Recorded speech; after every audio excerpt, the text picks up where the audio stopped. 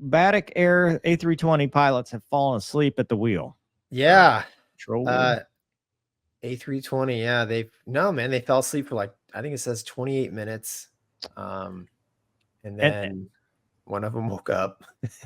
Indonesia, yeah. So they were 153 people to veer off course before landing safely, added to the country's troubling aviation safety record.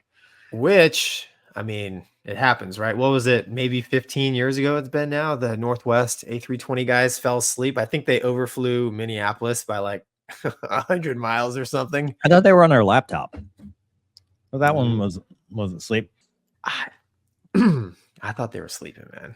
I don't know. So, all I'm gonna say is that this is not, well, people are probably quick to jump on like because it's Indonesia, or whatever. But so what happened? Gonky, I'm not sure if you're aware of this. It's since sometimes you're stuck in your little Part 121 bubble. Foreign carriers have what's called controlled rest. You heard of that? Yes. Okay.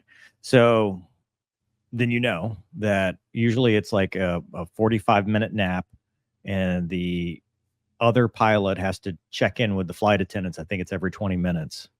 And if they don't, then the flight attendants, ding, ding, hey, you still up there? You still awake? And the 45 minutes is enough to give them that refreshing nap, but not give them sleep inertia.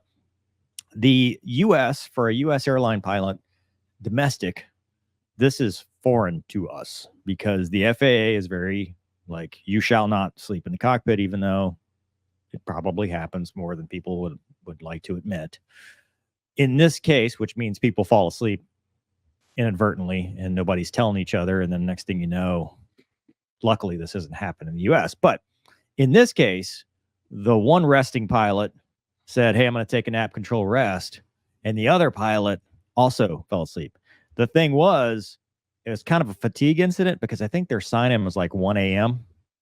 So they were kind of on the wrong side of the clock, both really tired, both fatigued, probably shouldn't have been flying in the first place just based on that fatigue.